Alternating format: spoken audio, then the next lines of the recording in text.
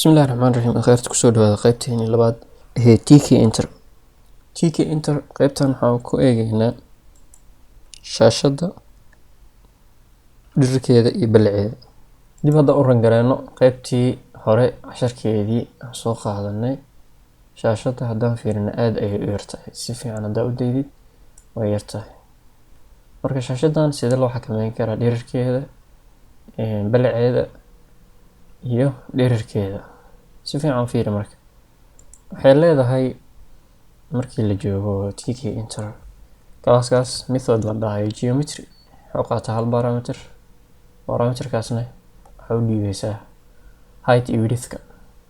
aragna marka dot geometry ayaa leedahay.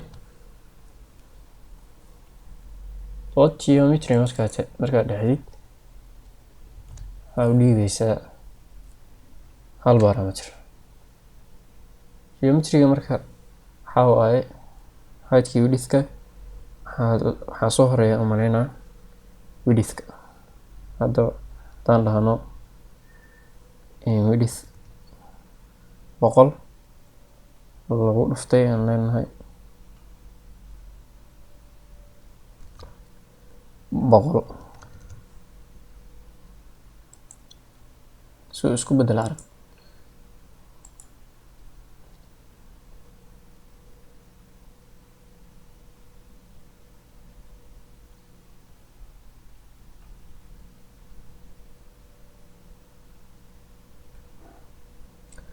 waxaan ku haystaa timeskaas. waxaa laga rabay timeska meeshaan maadaama string la dhex joogo timeska caadiga ma la rabo, waxaa la rabaa x. marka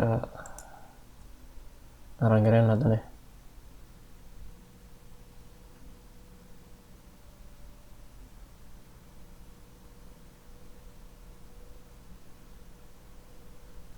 saa u jeedid waa la sii yareey. marka waxaan sameynayaa waxaan ka weyneynaya inta. si aan ugu weyneynaya waxaan sameynaynaa meeshaan waxaan ka dhigaynaa 900. marka xaggee saameynaysa inta ma widitha and 900 ma widitha masahayda waa fahmi doontaa hadda si fiican arag.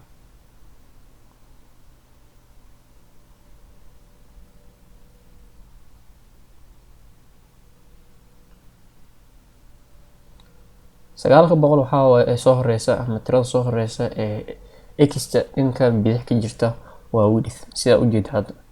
marka saas darteed hadda intaa markay saan soo baxday waxaan sameynaynaa heightka waxaan ka bedeleynaa waxaan leenahay isna 800 aan 700 iska dhaaf. okay soo ku soo baxay aan aragno wuu nagu weyn yahay. iska yareynaynaa waxaan ka dhigaynaa 500. 900 waxaan kasoo dhigaynaa 800. rerun aan lahno